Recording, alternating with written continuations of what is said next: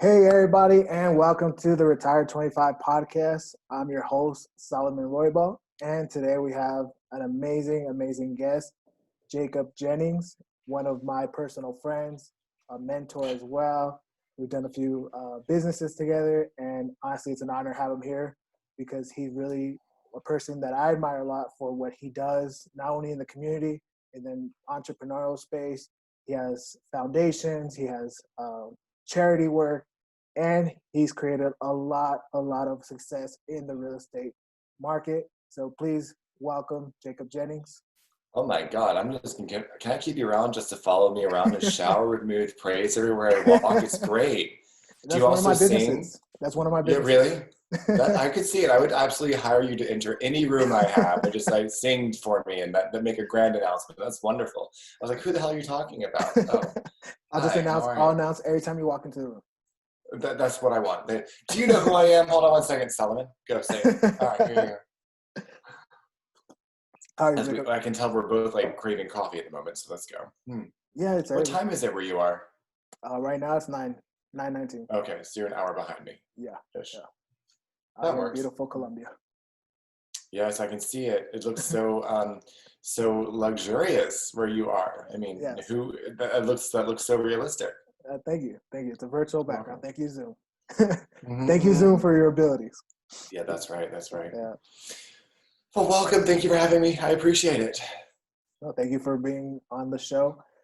Tell me, Jacob, tell us a little bit about what it is you do, how long you've been doing it.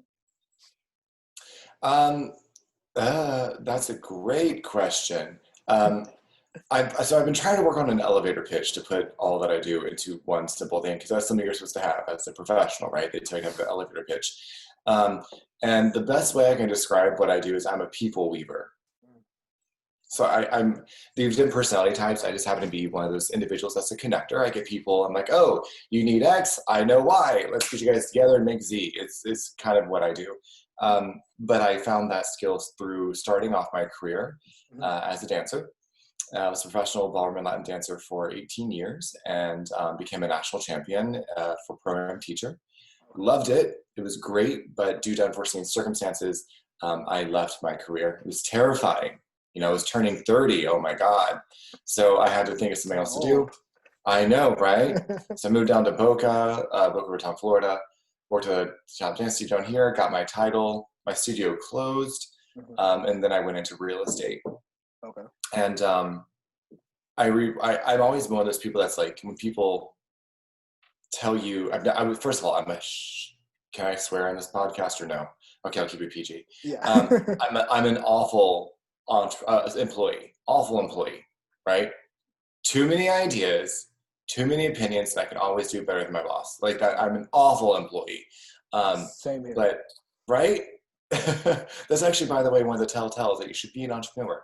Doesn't mean you're going to be a good one, but it just means that you're going to be better than you would be as an employee. So I started to get into real estate when I was studying for my real estate license because I wanted something stable. Nothing so stable like Florida real estate market. Exactly. So, but you're saying these books. Oh, here's my book actually, because I was reviewing it the other day. Like you're sending a book that's this big, right?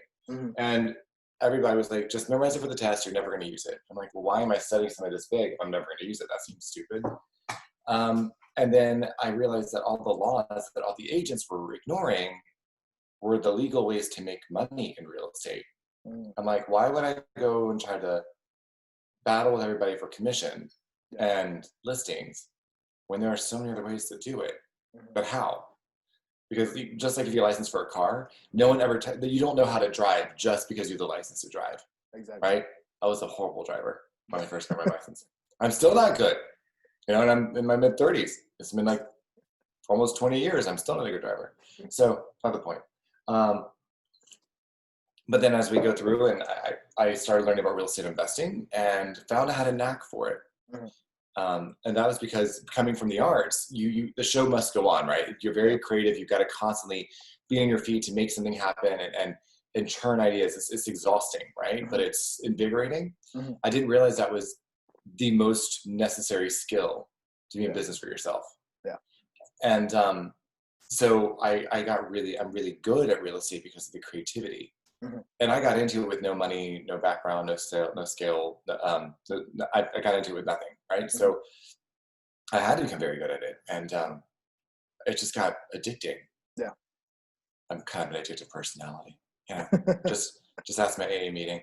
And I'm kidding. So anyway, but like, yeah, I just got really, I started doing big projects just because I wanted to.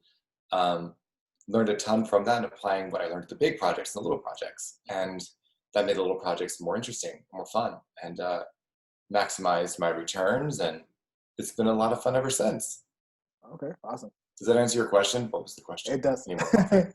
No, it does. But yeah, what you said about, being creative, being able to adapt and think on your feet is really the cornerstone of being an entrepreneur. It's one of the most important points, I think, for people that are starting off, people that have been in it for a while. And I think there's no better example of that than what we're living through right now with Dear the God. with the quarantine, with the lockdown. Everyone had to adapt. Some people kind of dragged their feet on it, but at the end of the day, after 2-3 weeks of being shut down, they had to change. They had to do something different.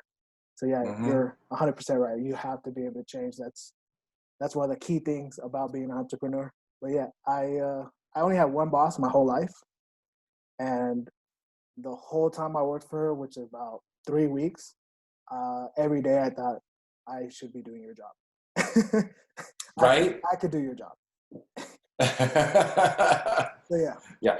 So if you are an entrepreneur, so one of the things I've learned, especially through COVID, and you have to be honest with yourself when you're going through business like this, especially as the climate we're in is so different. I mean, we have riots going on now. Like we had COVID for 2 months. We still have it. I don't know why that people think that's over. We're still in the middle of it. Like the cases are just starting to lift. They're expecting a second spike. I'm like, okay, cool, whatever. But I'm not. I didn't sit still the entire time. Like as it was happening, I'm like, well, this is gonna suck. Let's figure out how to adapt. Exactly.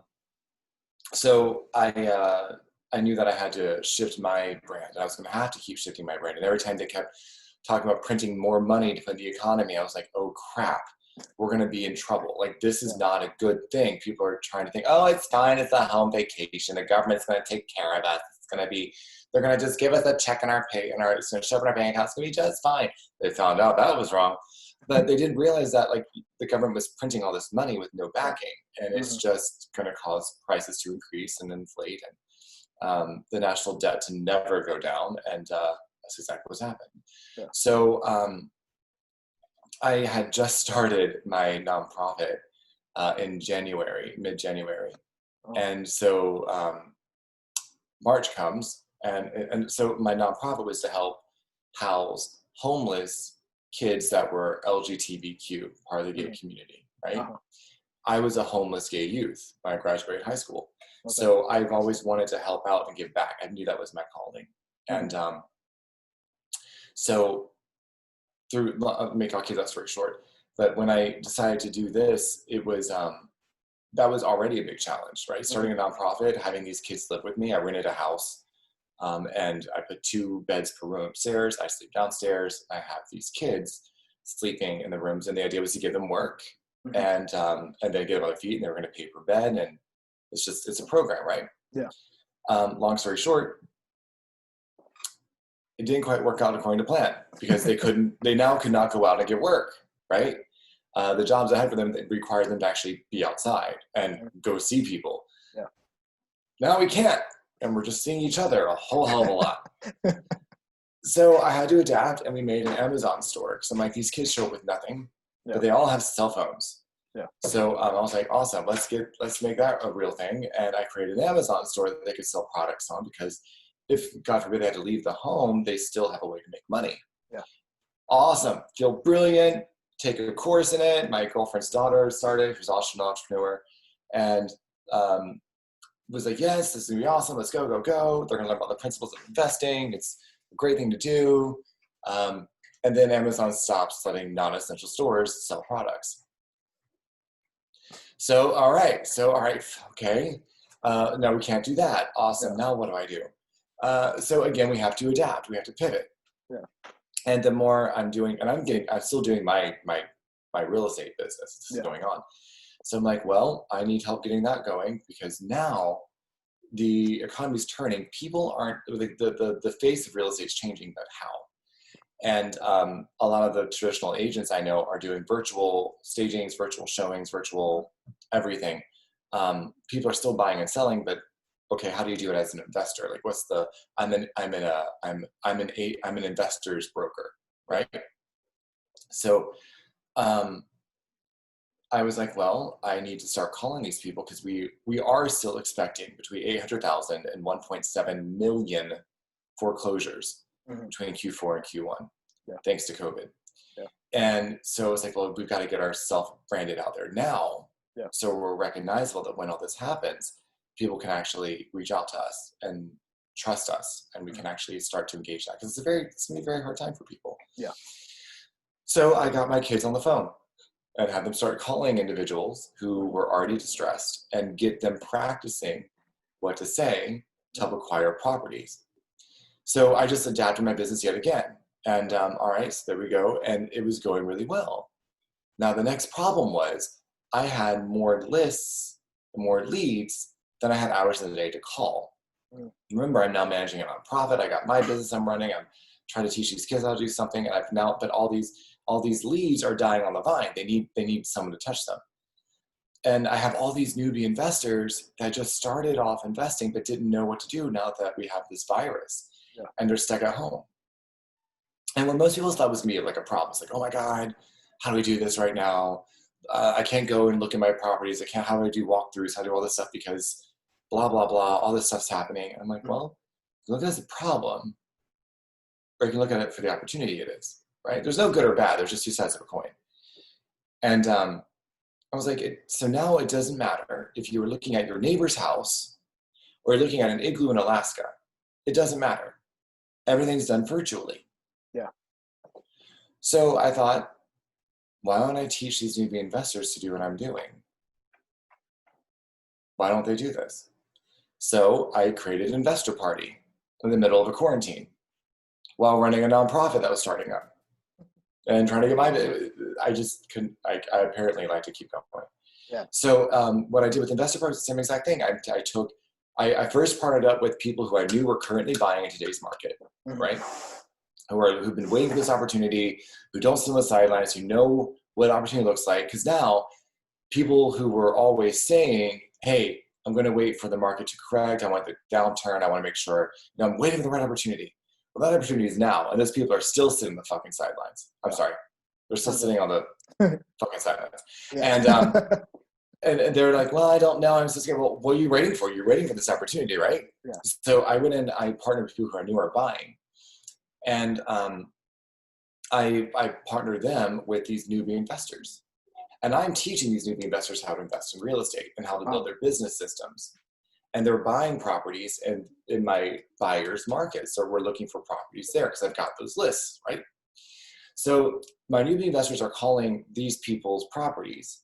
I'm putting them under contract, and the assignment fee is going to come to me and my nonprofit. Yeah.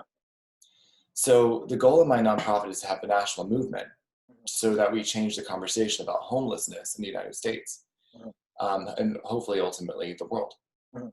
So the idea is now when those assignment fees come to my company, we're able to grow those funds.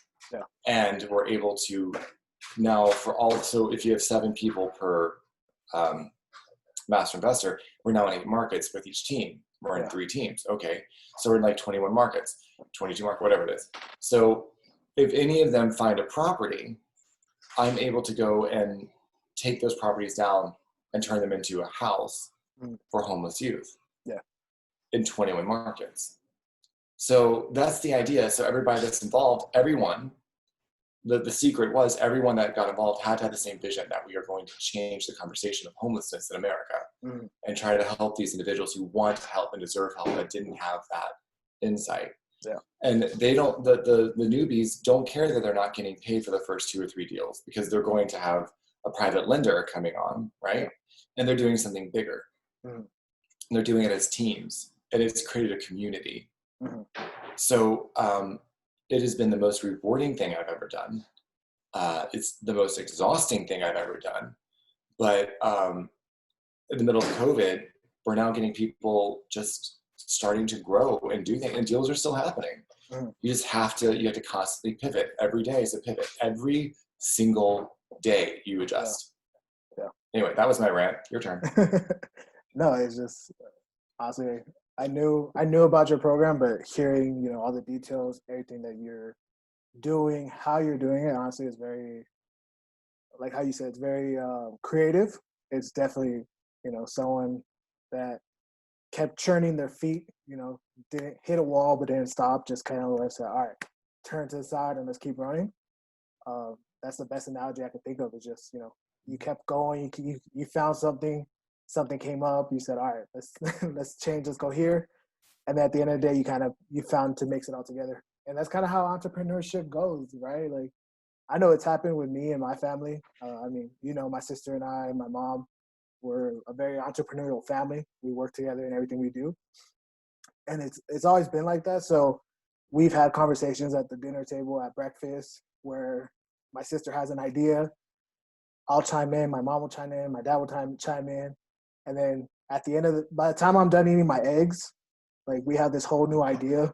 Like, you know, we've gone through so many steps, and like, it's already mutated 3-4 times. And then by the time breakfast and dinner is over, we're already ready to like go and do it and figure out a new strategy for it. So yeah, it's, you know, That's awesome. super You're lucky to have that. I know. You're very lucky to have that. I know. It's I talked to a The lot one of thing that entrepreneurs, and you know, they're always like, "Oh yeah, I'm an entrepreneur. My sister's an entrepreneur. My mom's an entrepreneur." I'm like, "Oh cool. What are you guys working together?" And they're like, "Oh no, we don't. We can't work together." No. And they all do the same thing. Yeah. And they all do the same thing, but they can't work together. I'm like, that's horrible. Because if you wipe someone's booty in a diaper, they clearly don't know what they're talking about when they're older, right? Yeah. Or if you're going to wipe their booty in a diaper in a few years because mama getting older, you don't want that to be that close right now. No. Yeah. So it's interesting because I don't have that, but one of the biggest themes that we've come across when I'm doing investor parties, that's been so awesome, getting that community together. But what the common theme that they're saying when they give me feedback is they were so lonely. Yeah. Because no one else understands what they're saying or what they're talking about or where they're going. And because of that, they never take action because they feel weird. Yeah. And I'm like, you're not weird. You just think different. Yeah. You have your own people who think like you. So if you come from a family that has it and that can actually get along well enough to work, well, that's how you create legacies that go on for generations. You got to keep it up. Yeah. And, you know, it was interesting when we started off because, you know, my sister is 2 years older than me. She's always been the bigger sister. She's always had that, you know, the big sister, little brother. We've always had the dynamic, even though I'm 3 times her size. But but the dynamic's always there, right? And I think that's for everybody. But when we started working together, you know, I think like within the first month, we had to sit down and we're like, okay, if this is gonna work, when we're in business, when we're working together, I'm not your little brother and you're not my big sister. Like, you're Meli Rosa and I'm Salomon and we're partners. So, you know, it's very difficult to have that conversation with your family because, you know, people's emotions and all that. But it's key if you're gonna work with your family, you have to have that conversation because, yeah, like you said, when you wipe someone's butt, when you raise them a little bit, you always have that feeling. But it's super important. And yeah, you know, I know I'm very blessed and I'm very lucky to have that because before that, you know, I would talk to my friends when I first started being an entrepreneur. When I first got into network marketing, I would talk to my friends and I'd be like, "Oh, let's read this book or let's talk about this," like, you know. And they're just like, "No, we're playing. No, we're playing 2K." Right? Yeah. No, like, let's go to brunch. Let's go shopping. Let's just go. You know, like go cook in the corner. Bullshit. I don't know. I've got so many things I should say. I'm just trying to be polite because I don't usually listen to this. So how I'm talking to you, usually, you know I'm going to make. By the way, for anybody who's listening, I want to apologize. I'm trying to be as authentic as possible, but I do have a mouth and I'm incredibly inappropriate. I'm also very impressed that it's been, 15 minutes now, and I still have not hit on Salomon. That's not going to last. So just so you know, I make everyone uncomfortable on purpose. It is hysterical, and everybody enjoys it. Like people are so PC, they get nothing done. But so it's funny you keep talking about being an entrepreneur, and I've had to come to realize this. A friend of mine mentioned it, one of my investors actually, and we were talking about what it's like to be an entrepreneur and starting a business, because I clearly I do. But I actually have come to understand I'm not an entrepreneur. I'm entrepreneurial. Okay. Can you elaborate on that for people So, listening? So random arm just shows up behind your head. So like an entrepreneur, it's a very specific personality. Everything's about the bottom line. Everything's about the systems. Everything's about like driving the growth. The entrepreneurs are consumed by their identity and their business really go hand in hand. And again, it's about that growth because it's that high, it's that rush that comes with it. Jeff Bezos, Elon Musk, they're entrepreneurs. People that you and I both know, like people like Aaron Adams, he's an entrepreneur. People like Travis Howard, they're entrepreneurs. They are very consumed in their business, and that's awesome. That's definitely their personality type. But I'm definitely more artistic. That's how I've always been. When you look at the scale of creativity, I am an incredibly rare personality type. And if you have a problem, I will come up with a creative solution, and I can do it super quickly. Yeah. I can do it off the cuff. That's my talent. Okay. That's what I bring to business. Yeah. That's what I bring to my relationships.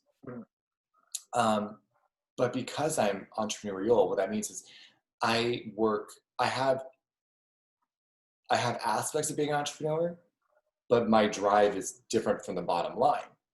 My drive is more from collaboration and being teams, having a really good team. I would rather be a team player than be my own rock star. Yeah. You know what I mean? I don't want to be a solo act. I want to be an ensemble member. Yeah. That's just me. Now, I am the face of the ensemble. I have that personality. But the reason why I'm actually making success now versus before when I started my other businesses and why it was so challenging then is because I've got team members who buy in the vision. And that is essential, because if you're trying to do this on your own, you're not making it, maybe you're just taking the wrong approach, right? If you haven't found a vision that's bigger than you, then you're not going to get anywhere. And I hate that statement. I hate it. I was like, what are you talking about? What's your why? Why? Well, when I realized I wanted to help change the conversation of homelessness, and I wanted to help these individuals, and I started doing it. Like I took out a personal loan to start my foundation, and started sharing the story, the journey, the process. Well, suddenly people started following me, and they started asking questions they wanted to give. And sometimes the only way that they can help is by funding. Or they can get on the phone and encourage you, or whatever it's got to be. But that started creating a community. Yeah. And then people started reaching out and wanting to know how they could help. Yes, you can help me. How do you want to help me? I don't know, because I don't know what I need. Yeah. I don't know what I need. This is bigger than me. But suddenly, once you find a vision that is so big that you can't let your fear take over, like I have to get up in the morning and figure out a way to keep these doors open. I have to get up in the morning and figure out a way to get the groceries in the pantry. I've got to figure out a way to get these kids on solid footing so they can be contributing members of society. Like when I started going that route, things started to come together. Okay. And then people started coming together.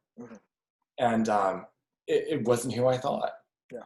I started doing these calls to help people like pivot their business just for fun. Yeah. And one of my girlfriends, who I love to death, but I didn't speak to often, she was like, Jacob, I want to help you with this. I can help you with your marketing.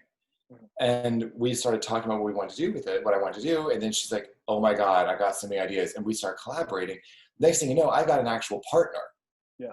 And Elise has been doing all my marketing, helps me like schedule things, helps me like, we created a platform. We now have an app. We have an entire social media like platform separate from Facebook where people enroll and they're going to have monthly memberships and subscriptions. And it's been 3 weeks. And it's because she wants to do something to help change the conversation. Yeah. And that's the coolest part. It wasn't about me. It's about the mission. Yeah. So so she is also entrepreneurial. Yeah. She's not an entrepreneur, but she's entrepreneurial. So we have those skills And between all of us who are coming together for this, we got some people helping out. Each of us have entrepreneurial aspects of our personalities. So when you put us all together, we have one, like you'd have like one kick-ass entrepreneur, but there are like, there's so many of us growing. Mm-hmm. So it's kind of you have aspects of an entrepreneur, and then you just combine them with other talents, and that's what I mean by entrepreneurial. Okay, I mean that's a great definition for it. Cause yeah, I feel like there's a lot of people that like that, where they might be creatives. I know my sister's a super big creative. My niece is a super big creative. But at the same time, they have that entrepreneurial mindset, and they want to create stuff. My niece is very much driven about selling her art, where she charges me for a piece, which I don't mind, because she got to start her little business. and she'll press me about my money before she gives me my painting. But she's very much, if you talk to her, she's very much a creative. She's not, her bottom line isn't the bottom line. She's more about painting, drawing, dancing, singing, but she likes that aspect of creating stuff, making money from it. So yeah, that's a great little divider before, because I feel like a lot of people are like that, and they might not feel like the traditional entrepreneur. So that's a better way to classify it. And it's upsetting because you think you're doing something wrong because you're not fueled by the same thing. But an entrepreneur on their own, they have no problem living off of 3 hours of sleep, and they read tons and tons of books. I mean, I read a lot too. Don't get me wrong, and I don't sleep very much either. But it's oh my God, I can't wait to go on a vacation. Come on, COVID. But I started taking. It's interesting because artists make incredible business owners, but no one tells them they can do it because they think that if they are business owners, they're making money at all, they're selling out, and that's looked at as a negative thing. Mm-hmm. So having to change that process, well, if I'm a starving artist, I can't help anybody. Yeah. I can't help anybody else not be starving, and starving sucks. Now, the good thing about being a starving artist, you're skinny. You can't afford to eat. I looked amazing. My waistline was like a Ken doll. I was hot. That was the best part.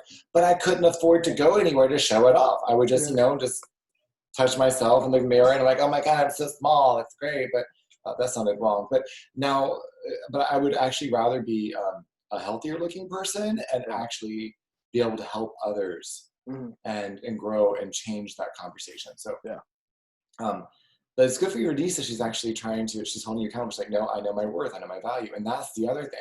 Mm-hmm. Knowing what you're worth and knowing your value helps your self-esteem so much. Yeah. So I always undercharge. It's a problem I've had. So I've been working on it with my coach. I hired a high performance coach in January when I started doing this nonprofit, because I wanted to practice what I was preaching. Mm-hmm. So I had to show up correct. Yeah. And I hired Eva to be my high performance coach, and it was amazing what I got done in 12 weeks.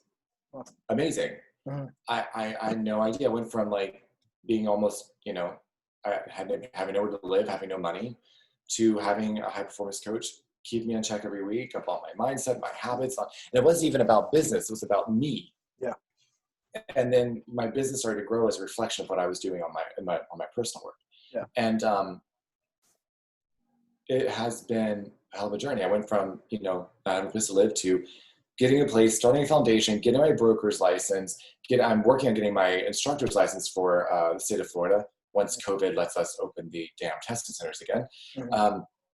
So getting that together, starting a new platform, doing these Zoom calls, starting the Amazon store, all this stuff happened. And it's because I was around a high performance coach who specializes in entrepreneurs. Yeah. So who you have on your power team is going to change everything about how you approach stuff. And there's small little steps that lead to something bigger. And it's just a matter of of saying no to certain things and saying yes to yourself, and being a little nicer to yourself. Yeah. So you actually let yourself make mistakes to grow these businesses. Wow. This is great coffee. Sorry, I'm all over the place today. No. Would you consider Eva a mentor or a partner in your circle? Because for me, Mentors are super important. You know, when I started off, I had a mentor. I still have multiple mentors to this day, where, you know, I listen to them religiously, follow what they say, and, you know, really put together the aspects that have led to their success and apply it to my life in certain ways that, you know, fit what I want to do and fit how I want to get to there. So I know a lot of entrepreneurs, you know, they start off, but they have this weird relationship with mentors where they don't want one, or they just don't feel like they need one. You know, they feel like they've done enough by themselves. And I Well, know that's why you, they are where they are. yeah, They haven't grown anywhere then. and you know, Those mid people I don't do 30s, business with. and you in your mid 30s, you know, finding Eva a performance coach. That's why I asked you, do you consider her a mentor, or do you consider her part of your team? Oh my God, she's. So I'll answer that question. When I was dancing, we had higher level champions and coaches come into our studios. They would coach me, and my partners, and my students. So having a coach so frequently, at least once a month, and down my last studio, like every week, every other week, like they're constantly coming in, they're constantly working, you're constantly growing, you're constantly learning, you're constantly practicing and implementing what you learned from your coach, made me a better dancer. Because I couldn't just sit still thinking, oh, I know it all. No, I didn't. You know, because maturity takes time. You don't just wake up with it. But just like if you were aging, wine or scotch, you got to tend to it. You got to actually make sure the recipe is up to snuff, and you put the right ingredients at the right time. That's what a coach does. They put those ingredients in when you want that. It's funny that you asked the question the way you did, because she and I used to work together. And I knew she did relationship coaching, but I didn't know she did high performance coaching. And I was just catching up with her when I was starting this nonprofit. I was about to move in, and I was just happy to talk to somebody. You have that excitement, when you start to you got, oh, I'm jazzed, I'm terrified, I'm going to pee myself all the time, but I can't not do this. This is the first time I felt I can't not do this. Like, if I'm going to fail, I'm going to make it big. I'm going to fail. It's going to be public. It's going to be humiliating. And I'm going to say, hey, at least I damn tried. Yeah. And I tried to help people while I was doing it. And I was telling her that, she's like, if I'm going to fail, I'm going to go fail. I'm going to fail big. I'm going to try to help as many people as I can. And she said, Jacob, you've got the right energy. You're using the wrong words. I went, huh? And she's like, honey, you've already failed. But now the reason why you've been failing is because you don't have people around you to keep you from failing. You've been trying to do it on your own. And it wasn't a sales tactic at all. It was just a natural conversation. Yeah. And she tells me, she's like, listen, I just got certified in this high performance coaching. I want to support you in what you're doing. I believe in what you're doing. I want to help you. I'm so there, and you can help me as well. Like, I can implement what I'm doing here, and we can try this. Yeah. And she still charged me, which is why I respected her. Yeah. She didn't charge me. She charged everybody else, because, I was her first client, and she knew I was starting this nonprofit. But I still spent a respectable amount of money, because I valued her. And I didn't want her to give it. You get what you pay for, right? If people keep giving you stuff for free, you're never going to get value, and you're never going to feel that. You either skip the call or not do the homework. I wanted to pay for it because I wanted the quality, right? So when I got my ass up and it's like, yes, I want to do this. I want to work with you. I paid her, and it wasn't just about the coaching. She's like, listen, I want to help with your conversation. She's like, she just bought some 16 properties in Tucson, Arizona. They were student housing. Yeah. And she's like, and I want to turn one of them into one of your projects, but I need you to set up your game so I can give you this property, and you can try to expand into Tucson and make this happen. She's like, I want to be shoulder to shoulder with you to make this happen, but we gotta get this ball rolling. Like, I'm in. I'm totally in. Yeah. So she is a mentor. She's also a partner. She gets a seat at my table. Mm-hmm. So, and not everyone gets a seat at your table. My grandma doesn't get a seat at my table. My mom and my daddy, they don't get a seat at my table. They don't know. I don't need their opinion. Yeah. I don't need them telling me what's going to work, what's not going to work. They never tried it. They don't know. Yeah. They don't have an idea. But people who have the experience, who have done some of this before, who don't say you can't do that, who say, well, try it this way, they get a seat at my table. Eva has a seat at my table.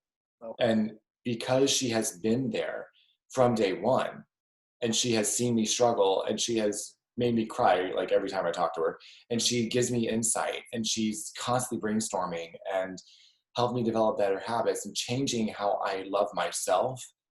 It's completely changed how I do business. And she's not just a mentor. I know I'm trying to answer your question, Yeah. but it's more about the relationship. So everybody who I have that I keep around as a mentor, I'm now doing business with because I haven't outgrown them. Okay. Right? Yeah. Because they continue to grow themselves. So I'm always able to catch up to them. But if I outgrow a mentor, doesn't mean I can't come back around to them, because they'll eventually grow as well. But they are going to be members of my power team, of my business. Their role just changes. So Eva went from being a coworker to being a coach, and she's a partner. And I couldn't be happier with that. Yeah. No, that's perfect, you know. And yeah, like you said, you know, you're never going to catch up to your mentor, because like you said, they're your mentor for a reason, because they're doing more than you and they're growing more than you. So there's always going to be that, you know, lack of a better word, hierarchy in terms of that, you know, in that growth, you know, as a mentor and as a mentor, as a mentee, you know, I feel that way all the time. You know, it doesn't matter how much success I have, I never feel like up to my mentor, because I'm like, okay, I'm 27? Yeah, 27. Bastard. Go ahead. I'm 27. I've, you know, for being 3 years and an entrepreneur and working for myself, I've had, you know, what a lot of people consider success. I retired at 25. I've been able to travel, see the world, help a lot of people, impact a lot of people. But I'm nowhere near my mentors, you know. They make $1 billion a year. I'm not. I'm a lot of zeros away from that. So, you know, and by the time I get to that point, they're probably going to be up in like the trillions. So, yeah, you know, it's always going to be that climb. And I feel like that's the best thing about it, right? Like, you have someone in your life that's constantly pushing you up and pushing you, pulling you up and making you, you know, grow as a person, never letting you stay still.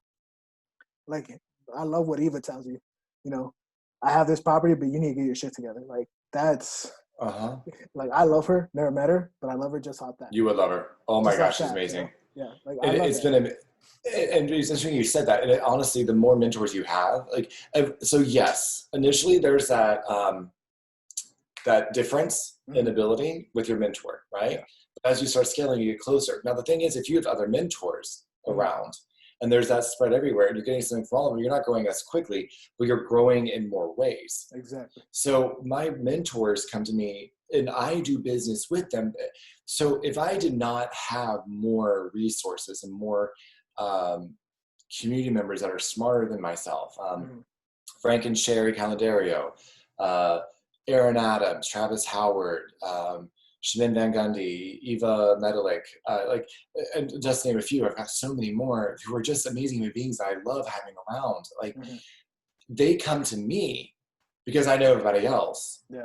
And I've gone out of my way to find other knowledge. Like, they come to me because they don't know about, okay, here's an example. I was in Indianapolis 2 weeks ago, Sunday. I'm teaching Investor Party. I'm on the screen and hosting my call, training everybody how to do cold calls, because that's what they need to do right now. Yeah. They don't need to know that I'm doing a land development project. They don't need to know that I'm doing all this other stuff with smog harbor paint. They don't need to know this is their skill. I'm giving it to them, right? And Travis comes down the stairs and just pops on the call. I'm like, hey, dude, and he starts telling them about, you know, what he's trying to do and how cold calling was effective for him and why he does it every single day. And he's been doing this for 20 years. And he's just brilliant, right? Yeah. Well, he mentioned Google AdWords, and that he was talking about the metrics. He's like, okay, we spend this much money on Google AdWords, this is what we're going to on cold calls, and this is how we make more money here, blah, blah, blah. And he's like, Google AdWords, we get a lot of higher quality leads, we spend a lot more money per lead. And I looked at him, I was like, did you know that as a nonprofit, I can get Google AdWords for free? And he was like, what? I'm like, yeah. You get a lot of free shit as a nonprofit. So he's like, huh? So now I was able to give something to my mentor. Yeah. Right? He's like, What do you mean? So now, and we're talking about like, because he didn't realize the benefit of working with a nonprofit. Yeah. So yes, he's got this skills and this knowledge that I want in my brain. I need what's in his brain and mine. But now for the first time, he needs what's in mine and his. Yep. So I've gone out of my way to learn about other aspects of doing real estate creatively that no one else in their immediate circle has. Yeah. So it's a matter of just building those relationships. So now that my nonprofit is getting somewhere and is doing something, now I can help the mentors who've helped me along the way, and I can become a valuable asset to their team. Mm-hmm. So there is that difference, but now I'm equally respected. I'm up there with them because I've got a different knowledge base. Yeah. So don't stop learning. Don't stop growing. Get mentors, get coaches, get a better community, and rise above. Like, get up there. Do it. Just do it. And you're going to find yourself like growing and growing and growing. Mm-hmm. No, that's you hit it on the head right there. I want to backtrack a little bit. You talked about, you know, the U.S. Treasury printing money like it's free, and inflation. I know a lot of. You're going to get me going, aren't you? Yes, I am. And you know, it's so important though for young entrepreneurs, for young business owners, people that are in their 30s, 40s that are starting off. Because what I found out is that 99% of entrepreneurs don't know economy, don't understand, you know, money, don't understand inflation, don't really understand politics and how it really affects their business. So I think that's going to be key. You know, you have to understand that. I know it changed our business, taking these courses with, you know, with you, with Matt Justice, really giving us that understanding of the economy. Justice. Yeah, who doesn't? That whole family, the whole tackle trading community, amazing. Mm-hmm. But you know, their insight, you know, whether or not you agree with their political beliefs, that's a whole different thing. But their economics, their understanding of what the economy is really doing, how the world works, how the president works, how the U.S. Treasury works, really changed our business, because now we're like, hey, you know, when we hear this news, it's not, we get past all the talking heads, all the political biases, and we're like, okay, hold up. Y'all printed how much money today? I know. You minted what? And what's it backed in? Air. Yeah. Awesome. There's no value to it. I'm so glad blind belief. Right. I'm going to use this dollar. I'm $100. I'm going to wipe my ass with it. That's what it's worth right now. Yeah. It's interesting. You're right, and they don't, because you see, as an entrepreneur, when you get focused in the business, you're like, that's what I gotta do, and they focus on that. Yeah. Right. They don't look at that their business is part of a bigger puzzle. Yeah. Right. And that's the national and the global economy. You got to see, okay, how does my business fit into this bigger picture? What's the macro vision? Yeah. And the thing is, once you understand that, your business doesn't have to make you millions of dollars right away to be incredibly successful. Yeah. Because so let's talk about that, actually. So okay, without getting political, although I will say this is one thing I do tell people: I'm a Republicrat. I piss off everybody. Okay, I have been broke under a Republican and a Democratic president. I look very forward to being wealthy under Republican and Democratic presidents, because for me, it doesn't matter whoever's in office, because I got to know more about the economy. And keep in mind, I was a professional dancer. All right, I counted to 8 for a living, y'all. Like, I wasn't that smart, right? I mean, I'm a smart guy, but I don't have MBAs and stuff like that. In fact, I dropped out of college in my senior year. It was, life happens, right? So I apparently took on too much. Not, you can probably see that.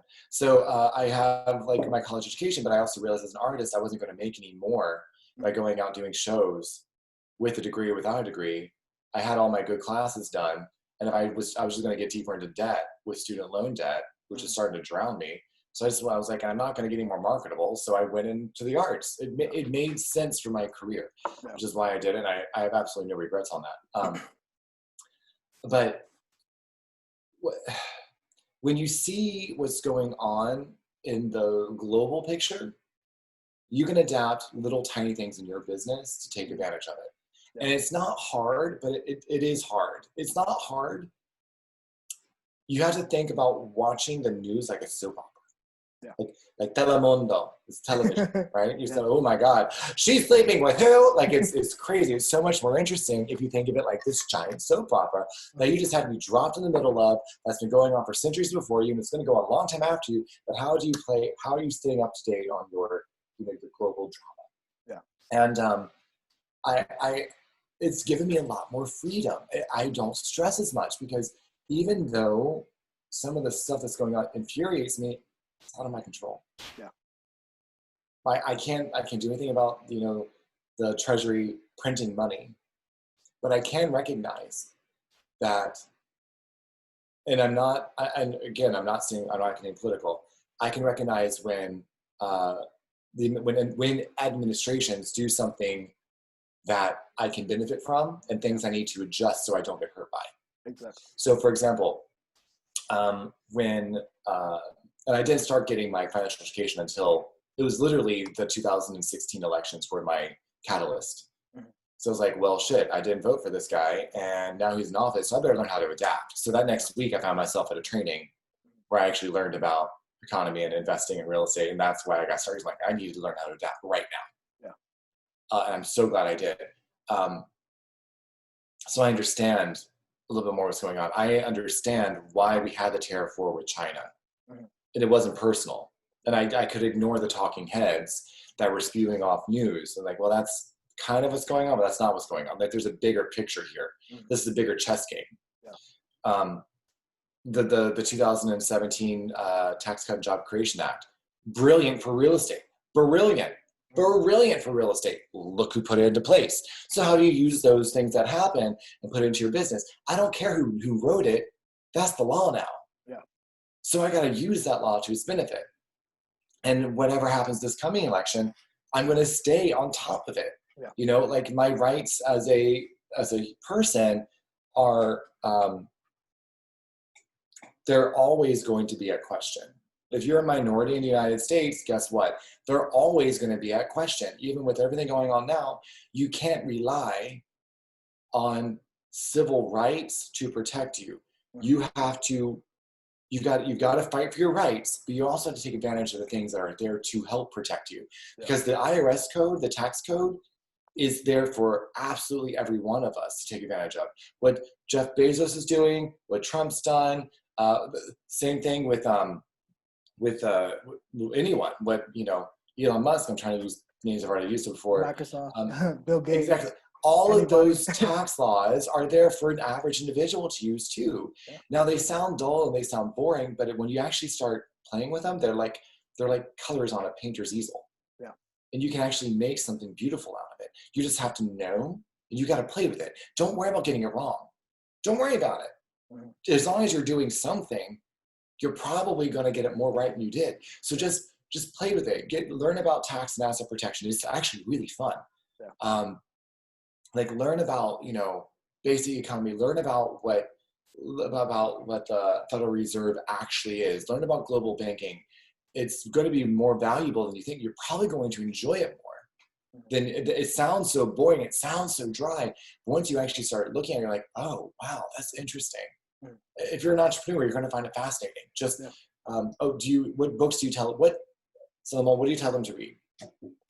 In terms of, Salomon, do you give them book lists or anything like that? Yeah. Have you ever told anybody what to read? I have my beginner set of books, when people are starting off with us, Rich Dad, Poor Dad. Yes. Millionaire Mindset. Yes. And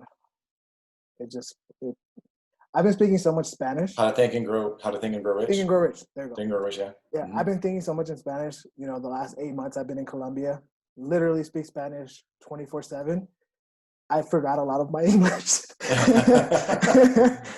I'll talk to my sister. I'll talk to my dad. I'll talk to people from the United States, and I want to share stuff with them. And I'm like, what's that word in English? Like, I know it in Spanish, and I can tell it to you in Spanish, but I forgot what it is in English. So yeah, Think and Grow Rich. Those are my first 3 books because those are really gonna start and help grow your mindset because it's so important in your beginning journey. Yeah, you have to. But you have to be mentally strong. Yeah, but in terms of when we're creating like real estate and we're creating masterminds and stuff like that, I don't have books because I read my books and then I like to ask people what they're reading. Because I feel like those 3 books kind of lead you in so many different directions. And, you know, how you said, you could always learn from people. So, you know, I take... Those 3 books weed the garden. Exactly. They weed out the garden. They start preparing the soil. Yeah. You're still not ready to plant stuff, but you're starting to see that there's potential there, right? Yeah. There's another book I recommend reading, Awaken the Giant Within by Tony Robbins. That was fantastic. And then one of my absolute favorite books, especially if you're talking about mentors, is called Mastery by Robert Greene. He also wrote the 48 Laws of Power, The Art of Seduction. I love his writing because he's a people weaver in his stories. He's just, oh my God. And Mastery, I read it every year. It's how you learn to learn from other people. And I think he's just amazing. I love him. He's just so cool. So I recommend that book. And then once you actually, if you want to get to know about, if you're serious about growing your business, if you're serious about being an entrepreneur, if you're serious about actually like taking your knowledge to the next level, Creature from Jekyll Island. That is the Creature from Jekyll Island. Yeah. It gives you it's a look back at the Federal Reserve and how it's created and what's going on. It gives you a different perspective. And it sounds like, the crazy thing is when I read it the first time, it was 17 or 18. And it sounded like a whole bunch of conspiracy nonsense, right? You know, but I had to read it because my coach made me read it. It's huge. It's 800 some pages, but I got the audiobook, which is still 24 hours long.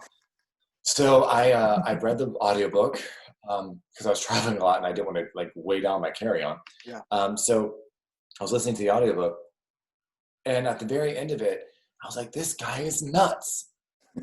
What are you talking about? This guy is nuts. Like, this can't be the future. No. And I was telling my mentors, like, okay, why do you think it's crazy? I'm like, really? He's thinking about a global pandemic happening? And then they're going to start printing all this fake money? Like, this sounds crazy. Like, we're not going to go into martial law. There's not going to be civil unrest. This is nuts. What are you talking about? And my members like, we're just like, okay, well, just watch the signs. Great. See what's going on. Now Fast we're going to be targeted. Great. Now my podcast is going to be flagged. Thanks, Jacob. Sorry. But now I was like, fast forward. FBI, CIA, everyone's going to be flagged. Sorry. It's a great book, The Creature from Jekyll Island. But it gives you an idea. It sounded so crazy, but then when COVID happened, I was like, oh, I'm glad I read that book so I could adjust my business model. That's actually, I think, the reason why I was able to adapt so quickly. We literally went out that weekend and we bought vegetables. We planted a quarantine garden on our patio, right? Because I don't have land. We have a townhouse. So we planted vegetables in our patio as a way of like teaching the kids a lesson on how to put down roots and take care of something. But it was also a way of, being able to provide for ourselves a little bit more, being a little more independent. It's just interesting to see what we did there. Like I'm really proud of us for the work we did. Anyway, long story short, it's cool to see things growing. Yeah, literally vegetables. So, but yeah, I recommend reading books like that. Another one that's really good is James Rickards. Just read anything by James Rickards. He also publishes under Jim Rickards. So Rickards, Rickards, and he Road to Ruin, Aftermath, The Case for Gold, stuff like that. Like he's got some great things. Now the thing is, these guys are very political. I don't buy into the politics side of it. I'm just aware of it. Yeah. And I keep adapting. But their knowledge is I can't fault it. They saw the 2008 crash happen. They prepared accordingly. They capitalized. They go and they present to heads of state. They are part of, our national security and our national. It's amazing what they get asked to do in the cabinets. And I'm like, okay. And before, again, dancer, cannot date for a living. degree in theater and dance. If you're smarter than me, then you should be reading this shit. Like, if you think you're better than me, go out there and read that stuff. That's cool. Go and do it. Yeah. It's your responsibility, right? You have to educate yourself. So go and educate yourself. Make yourself uncomfortable. Do it. That's how you're going to grow. Now, as we're making people uncomfortable with this topic, I have a very strong belief that most people don't agree with, and I fight. My dad's a very big education person. I'm big on education, but where we disagree is what type of education, right? He's very much traditional, university, master degree, PhD. That's the route. That's the key. I'm not. I'm like, university is not for everybody. The majority of people should get their high school degree and then go find a mentor, go find a trade, find people that can teach them how to do something. And then that's the way they're going to learn and really be successful in life. And if they go to the university, they're going to waste 4 years and a bunch of debt. I've been trying to tell my cousin about this for a long time because he wants to be a coder. He wants to work in coding. He wants to learn computer science, but he wants to go to some school in Europe. I think, I forgot the name of it. He wants to go to some school in Europe or in the United States because he's from Honduras. I'm like, wow, why do you want to waste $200,000 to learn how to code when you can go to a course for $16,000, $15,000, 6 months, and you're going to come out with a certification, which the majority of jobs just are requiring, and you can go into a job that's going to pay you $100,000, $200,000 a year in half a year. Like, why go waste all that? You're like, I want the experience. I want the college thing. I'm like, yeah, you can make 200,000 and go explore the world, and then like it's the same experience. You're gonna grow. It's so funny because I completely agree, but I have to agree on this part. If you go to college for networking, that's the reason to go. Yeah. What I'm trying to teach my nephews, and they're young, they don't quite get it yet. Yeah. But it's like if they have assets, they're just like, Uncle, we're trying to watch Nickelodeon.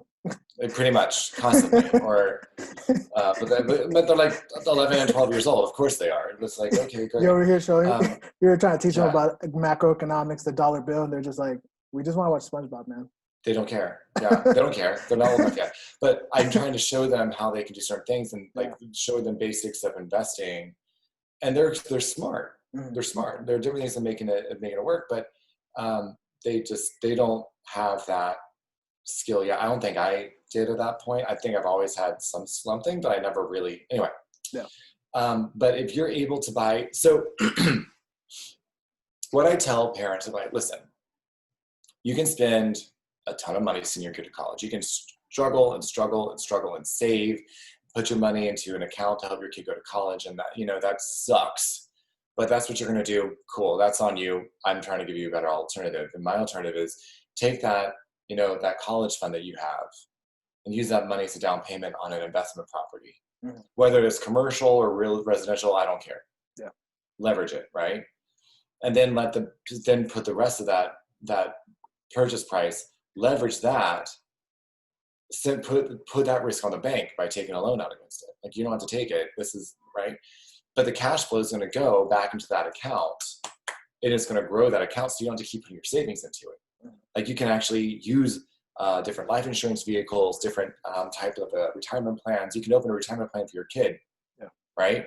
You get a self-directed IRA or a self-directed Roth, and you can only put $7,000 into it, $6,000 a year into it right now, but you do it for a couple of years, that's cool. But if you get like a mobile home, this is one of the things I do, and you partner with the mobile home with your IRA to buy the mobile home, and the cash flow from the mobile home goes into that account. Well, suddenly you're getting $400 a month into that account, which is more than you're having to spend, more than you can save, right? It's coming from the rent from the tenant buyer. So now you just put $400 a month in every month.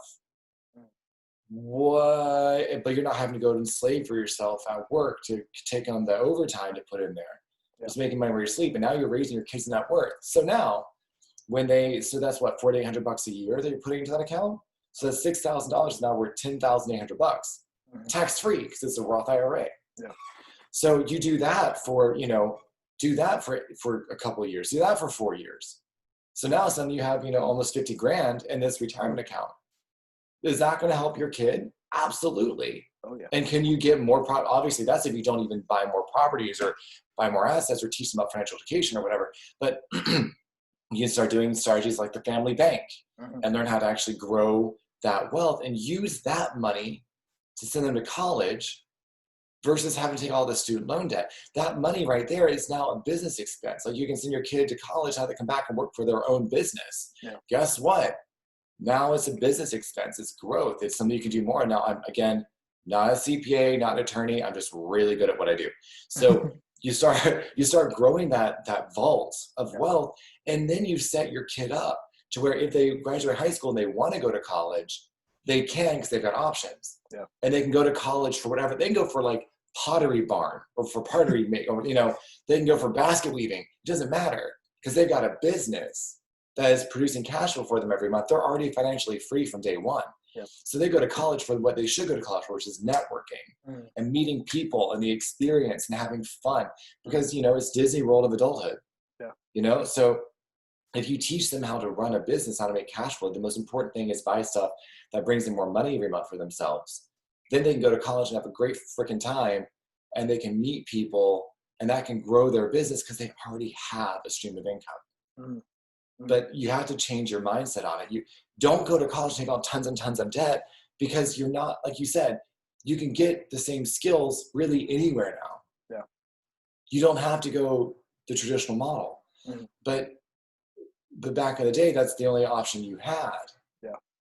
Now with internet, it literally the accessibility in our hands, like we can do anything anywhere. Like I've learned more in non-traditional education than I ever did in college. Yeah. But that's also because I'm different now than I was in college. Yeah. So that's my opinion. Yeah. No, just if you're going to do college, do it smarter. Yeah. That's a great tip, for a family because a lot of people, I feel like 100% of parents or 99% of parents, not to be that person, right? They struggle to put $100, $200, $500, $1,000 into a bank account, which is losing them money every year, so that their kid can go to college one day. But at the end of the day, their kid still ends up taking $30,000, $40,000 in debt. So was it worth it to struggle for 18 years just for them to still have to don't take on debt? But yeah, no, it's it sucks because what most people don't realize. For baby boomers and Generation Xers, actually, more specifically, you've got like they're my parents' age, right? And they're trying to help take care of their kids because now their kids they send them to school, they're in all the student debt, but so they're trying to pay for their kids' education, which is going to be more and more expensive. Yeah. So their kids aren't in debt, right? So they're taking the money out of their retirement accounts, which is supposed to be for them, right, to retire. But they're like, no, I got to take care of my kid. They love their kid. They're trying to help their kid out. Or they co-sign on loans or whatever they got to do. So now they're putting themselves at more and more jeopardy, more risk. And instead of teaching their kids about financial responsibility, but that's beside the point. So they're taking their retirement account. They're giving some of it to their kids to try to take care of their education. And then their parents are still alive, but they're aging and need more help because they just won't die. Like my grandparents are still around. I love them. Thank God they're around. But they're getting older and they're requiring a lot more help and assistance. Yeah. So my mom and dad are always trying to go there to make sure that they're eating, and the COVID was challenging and all this other stuff. So now my parents are taking money out of their retirement to take care of my grandparents. So they have the help that they need.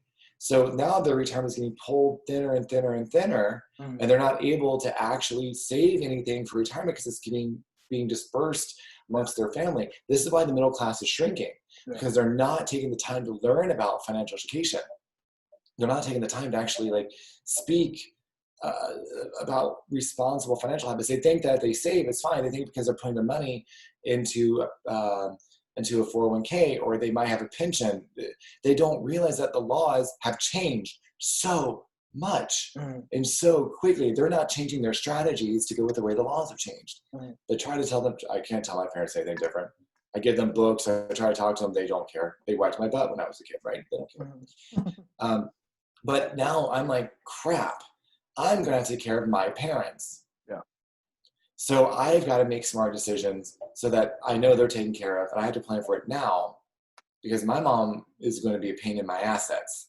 Yeah. I already know that. So I'm trying to plan now so that I can take care of my family in ways that they're not. And they're really trying their best, but they're doing it the hard way versus educating themselves so they can make better choices. Yeah. They, like right now, for example, with the things that we are getting, some of the best thing that's come from COVID is the ability that you can take more money out of your retirement accounts than ever before, penalty free. Mm-hmm. Right? If you were to access some of those funds, and I'm not going to, again, tell everybody the biggest stuff, like they want more, you can feel free to reach out to me or talk to a CPA or an attorney. But they're able to take those funds. Say you get $100,000 out of your retirement account, if you have $100,000. Yeah. Some people don't, some people more, some people less, it's not. But you're able to access up to $100,000. Say you get that. And instead of getting that, that 8% rate of return annually, that's, common, you're going to actually put that $100,000 and buy, I'm going to say something totally crazy, 5 mobile homes. Yeah. Right? You get 5 notes, as you and I talk about. You buy 5 notes on mobile homes. Mm-hmm. And now you're getting a 15% annual return or 24% annual return, depending on how you do it. Is that better than 8%? Yeah. And now you're growing that vault. Your wealth is getting bigger. Or you take the $100,000 and you go and you buy a couple of shares in a multifamily apartment complex. And you get that's a short-term 2 to 3 year hold plus an equity play. Yeah. So you're able to raise your net worth. You're able to increase your vault, your cash flow, and you can do that. It's like, well, what do you need right now? Do you need cash flow or do you need portfolio income? Like, who are you? What do you need to know? And most people, they don't know that. They haven't had that conversation with somebody. So anyway, the fact of the matter is there are so many opportunities right now because of COVID, and the death aside, which is awful, and there are people that are dying, there's a sickness, there's awful things out there. And that's tragic. And the part that sucks even more is it's only going to get worse because we're coming into election. We see the division in our country. If our president is reelected, that's going to break half the country. If he's not reelected, it's going to break the other half of our country. So it's going to suck regardless. And no matter what, we are expecting 800,000 to 1.7 million foreclosures.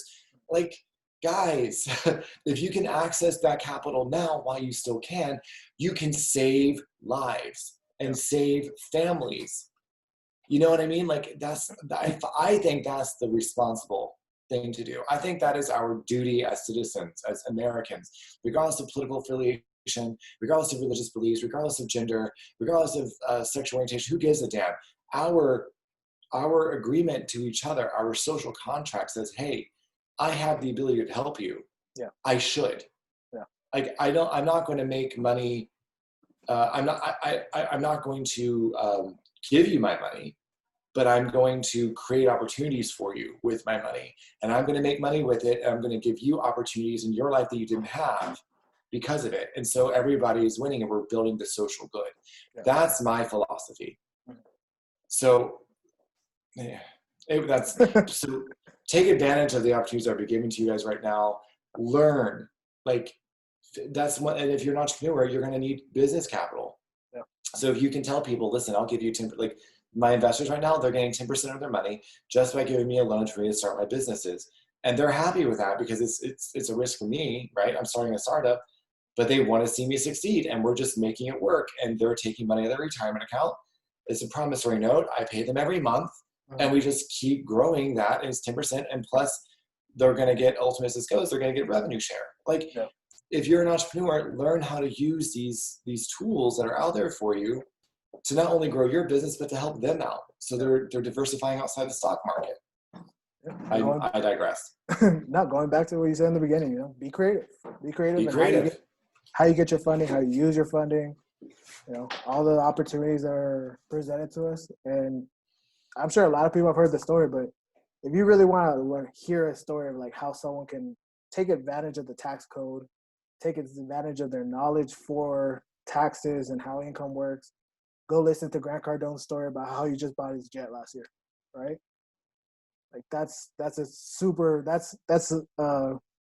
an anecdotal story, but it's still very important for what knowledge really means to you, like how knowledge can save you literally millions of dollars and buy your company an asset and you don't have to pay the government. Like, you don't have to pay those taxes because you were able to take advantage of something that's Yeah. in the tax code. It's legal. It's what all these billionaires do, all these millionaires do, that everyone ends up crying about at the end of the day. But it's It, just, it lack of knowledge. sucks. Lack of knowledge. Yeah, and people will bitch about wealthy individuals not paying their tax. And like, actually, they're paying their fair share of taxes, Mm-hmm. and they're creating opportunities for these families to actually put food on their table. Yeah. Like, that's a lot of responsibility on them. Don't say that, like, just because you don't take the advantage of doing something doesn't mean someone else isn't. Exactly. But if you want to actually, you have, and I'm not going to try to get religious here, but if you're not taking advantage of the gifts that God has given you, Mm-hmm. then that's on you. Yeah. Right? If you have the same ability, the same gifts, and the same responsibility that God gave Bezos and Musk and Mm-hmm. Trump, and like, you have the same responsibilities that you've got to achieve. I just feel like it's so interesting. It's so easy to pass that responsibility off to other people. Yeah. It's so easy to pass that responsibility off to your boss. It's so easy to pass it off into your senators and your governors. And let me tell you, they're not that much smarter than you and me. They're just in a different job. Yeah. That's it. They're still in a job. Yeah. But you have a duty to become financially educated. You have an obligation to actually change your own state in life. And you're not going to do that by passing it off. You got to be accountable. You got to learn, and you got to absorb, and you got to make yourself uncomfortable. And it's something you got to do every day. Yeah. And it's who you are. It's going to change your relationships. There's a reason why I am single now. My partner didn't grow as quickly as I did. Mm-hmm. So, or at all. He just stopped caring. Mm-hmm. And so I outgrew our relationship. And even though it wasn't my idea for it to end, I'm better because of it, and so is he. Yeah. I know he's happy where he is. I'm good for him. I'm happier where I am. Yeah. And I'm glad I have that option now. Yeah. So, and it's funny that just don't be scared. Yeah, it's funny that you talk about that, because I've actually had this experience. I stopped doing it because I realized, like, people are going to do their own bullshit anyways. But I would actually talk to a friend, and I would tell her, you know, she'd be all stressed out about taxes and how much she owes and stuff like that, or how much she's getting back. And I'd be like, oh, you could do this with that. Or, like, you know, you could take advantage of this to not have to pay so much. And I tell her, you know, like, go do your own research. But what she would end up doing is go talk to her CPA about it. And then they wouldn't do it. They're like, no, you can't do that. And I'm like, hold up. Before you go talk to him, like, find out what he does. Like, is he a struggling CPA, or is he a successful investor CPA? Because those are two very different people. Yeah, my ex was a certified financial planner, CFP, very prestigious. He was a fiduciary, all that stuff that went with it. And we worked very hard because we worked very hard because I was there helping with his license. Like, he had Series 63 and 7 and stuff like that before we got together. And then he got other licenses and his CFP while we were together, with the idea that we were going to teach people how to invest in real estate and partner with financial planning models to capitalize returns. Yeah. The problem is he couldn't shift his thinking. He was a broke financial planner. And a week after we broke up, he declared bankruptcy. Yeah, so you can know what to do, but if you don't practice it, that's a different story. Yeah. Like, you can talk about it all you want, but if you're not doing it, you don't get a seat at my table. Yeah. Just because you can use the terminology and you can talk to me, you try to make things that are so confusing, saying things like, you know, annuities and your annual yield and stuff like that. Good, congratulations. You sound so smart. You must be smart. You must be rolling in it. No, they're not. They're employees that get to use terms that are the equivalent of a real estate guy saying escrow. Yeah. You know, like, you got to talk to people where they are, make them feel like people. Yeah. And you got to qualify your power team. You don't just throw it in there. Let them, like, the sign of a good power team member or financial planner or a CPA or is they ask you what you need. Yeah. And they understand what you're saying. It's not about them and their business and how smart they are. Who cares about how smart they are? They want to get credibility from that. Look at their plaque on the walls. Yeah. Frankly, I don't have plaques on my walls. Who cares? How can I help you? How can I help you grow money? How can we do this together? What do you need? How can we do this together? Just be very mindful of your professionals. They will make or break you. So you've got to make sure that you've got the right people sitting at your table. You know what's a good qualifier I use? And I stole this from Margin Call, the movie Margin Call. Uh-huh. When the firm owner comes into the room and he says, "Explain it to me like I'm a child or a dog." You know, I use that a lot because at the end of the day, I found out, you know, like how you said, you can use all these big words, but if you don't understand the concept behind it, you can't explain it in a very simplified way to anybody. You don't know what you're doing, or you don't know exactly what those terms mean. So I've actually used that a few times, and I'm like, all right, cool. You know, I don't tell them into their face, but I'm like, I'm not working with you because exactly. they can't if you don't, shift from using those words. exactly. Yeah. And guys, it's not like some people aren't good teachers. They're really good at what they do. They can't teach you what they're doing, and I get that. Yeah. But that doesn't mean there isn't someone out there who can't grow your business to that point or educate you along the way. Yeah. You know, like I'm not scared of people learning what I know because I'm not that smart. They can learn what I know. If they knew what I do, they would do what I'm doing, and that's cool. Yeah. Awesome. I'll work with you somehow. We'll partner on things, no problem. But the fact of the matter is I'm always learning something new, so I'm always increasing my skills. They're not really competition. Yeah.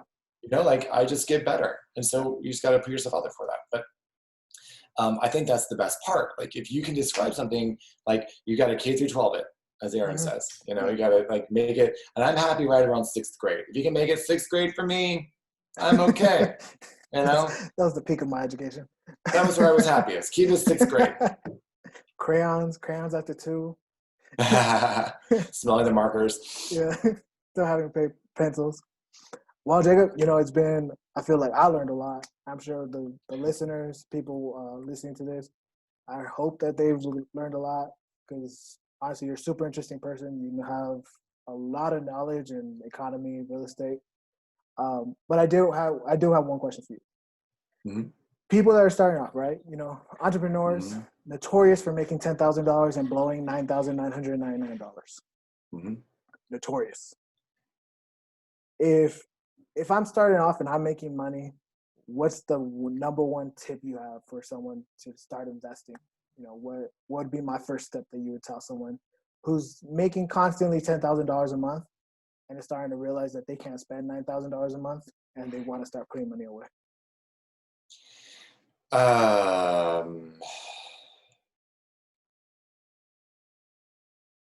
And don't be afraid to plug yourself here. So, well, thank you. If someone who's starting off as an entrepreneur, they're trying to scale because they're getting stuck at a glass ceiling about $10,000 a month, and they're trying to get somewhere. Okay, so what you need to do first of all is you really need to take a look at where you are, your strengths, and what you need to grow with, because now you're at a ceiling. So that means you've got to actually adapt. You got to break through that ceiling and make it go.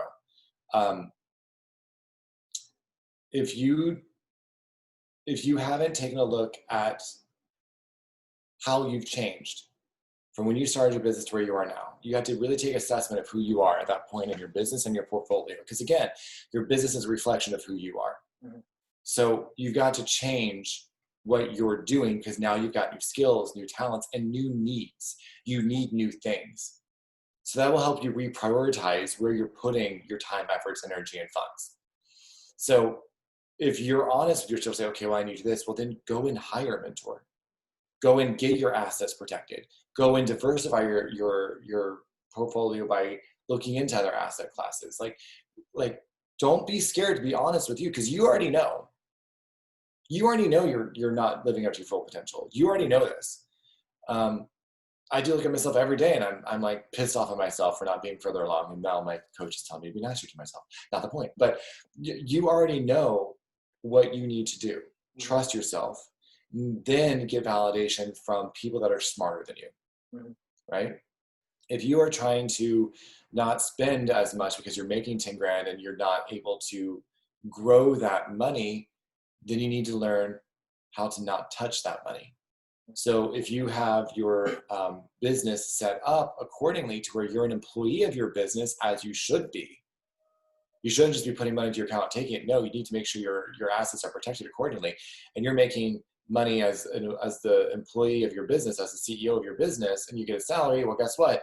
Put some of that money into a qualified retirement plan, so you can actually leverage that money to grow your business. And it's out of your hands. You can't touch it. You can't spend it.